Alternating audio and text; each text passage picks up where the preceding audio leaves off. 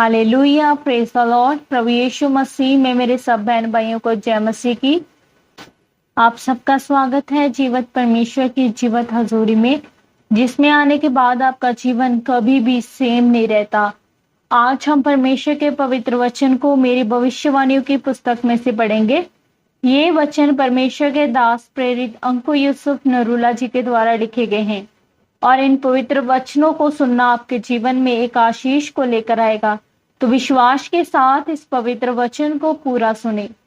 आज का वचन, आपका परमेश्वर के आगे क्या बयान है।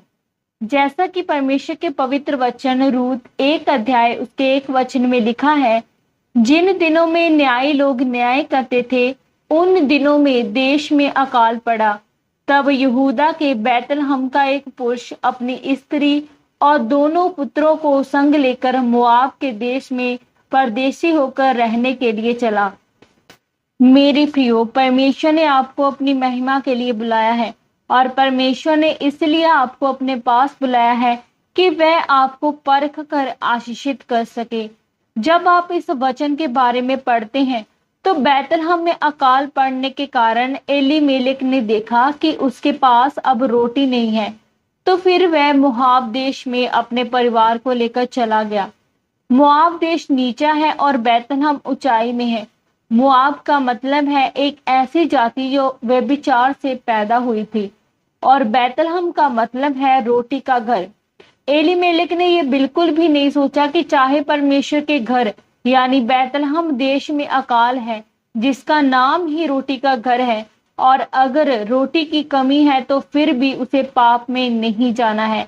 जिस मोआब देश से परमेश्वर नफरत करता है, लेकिन एलीमेलेक आत्मिक रीति से बीमार था, जिसके कारण वह अपनी परिस्थिति में खड़ा नहीं रह पाया। अगर आप बाइबल को ध्यान से पढ़ें तो बाइबल में सबसे बड़े छुटकारों में से एक छुटकारा रूत का था।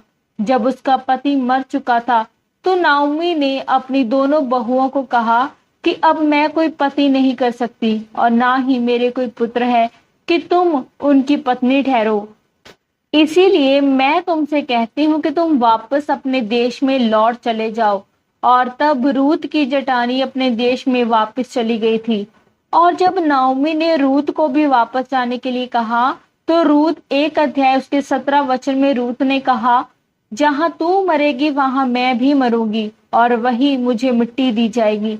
यदि मृत्यु छोड़ और किसी कारण मैं तुझसे अलग हूं तो यहोवा मुझसे वैसा ही वरन उससे भी अधिक करे।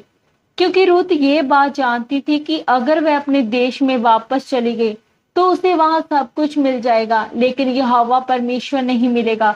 तब वह अपनी सास के साथ ही रहने लगी और तब उसे खेतों में एक दिन सीला बीनने का काम करते करते बोझ मिला, तो उसका एक रिश्तेदार था।